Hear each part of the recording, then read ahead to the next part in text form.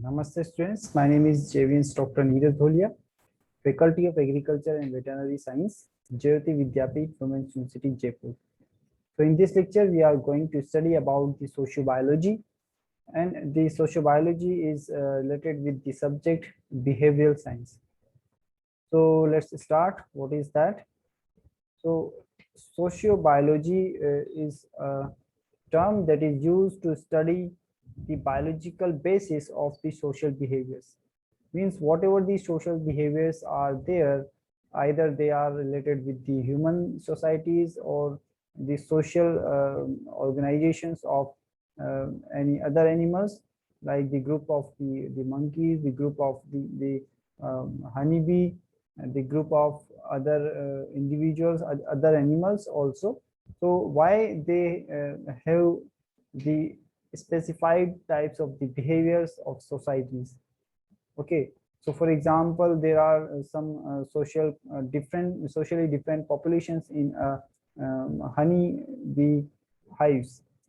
Okay, and there are some specific packing order in the group of animals, like in the group of lions, in the group of the chicks. So what are the biological basis of that type of behaviors is studied under the sociobiology. Okay, so the term sociobiology was very much utilized by the American biologist Edward O. Wilson in their book in the sociobiology, the new synthesis in 1975. Now it explains, the sociobiology explains animal and human social behavior in the light of the biological aspects. So what are the biological aspects? Like the natural selection or other biological processes. So natural selection is one of the biological cause of um, the sociobiology. Okay, so because if we talk about a group of the honeybee uh, members, so there are some fertile members, there are non-fertile members, the drones are there. Okay, so the non-fertile members work because they want to save their genes, and they know that their gene can be transmitted by the queen. So they save their eggs, they help in making the hives, etc.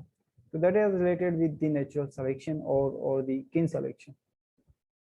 So the central motivators in the animal struggle for survival is gene transfer through successful reproduction, and that animals will behave in ways that maximize their chances of transmitting the copies of their genes to succeeding generations.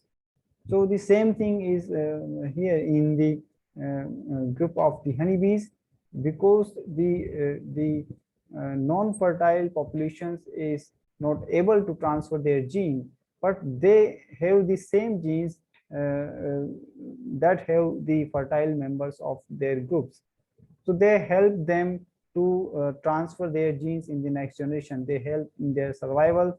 They help in their the food habits, fooding, and other things. Okay, so whatever the behaves in the social biology we studied, either it is related with the honeybees, either it is related with other animals, they all because of the uh, because they want to maximize their chances of transmitting the copies of their genes into the succeeding generations. So since behavior patterns are to some extent inherited, uh, the evolutionary process of natural selection can be said to foster those behaviors traits that increase in an individual's chances of reproduction. So there are genetic basis also, the environmental basis also there for the social behavior. but most of the part is the important part is from the genetic basis, that is the inherited characters through the process of the natural selection. Okay. So in the sociobiology, it contributed several insights to the understanding of the animal social behavior. It explains apparently the altruistic behavior in some animals species as actually being genetically selfish. Okay, we see that the one member is saving the another member of the species, or another member of the other species. We say that that is the altruistic behavior, that is not very obvious behavior, that is not very general behavior, but the biological basis is that they are saving their gene. Okay, if the altruistic behavior is not performed in the same species, it will be performed the closely related species. Okay, so they share some alleles, they share some genes.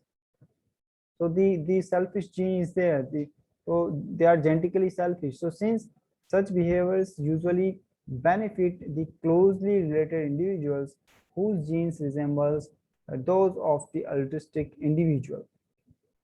Okay, so this insight helps explain why the soldier ants sacrifice their lives in order to defend their colony. Okay, so one observation or one social behavior is observed in the using the soldier ants.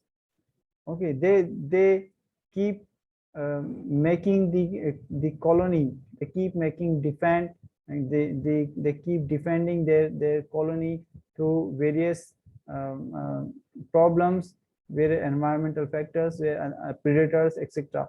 They collect the foods and everything they do. But why? Because this is the again the genetically selfish is concerned here.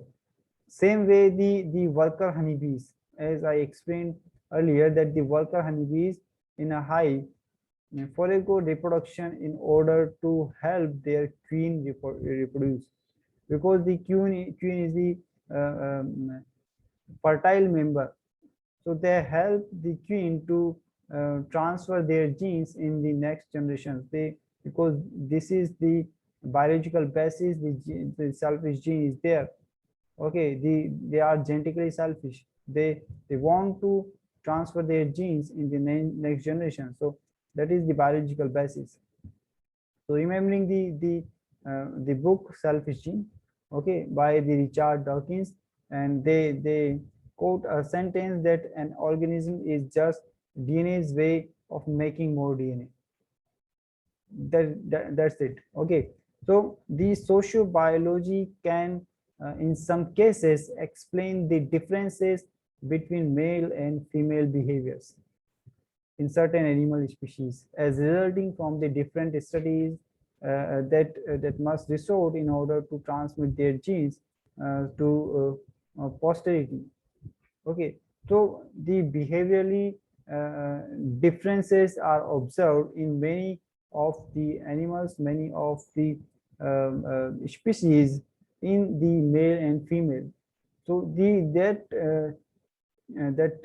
differences are for the sake of the reproductive success.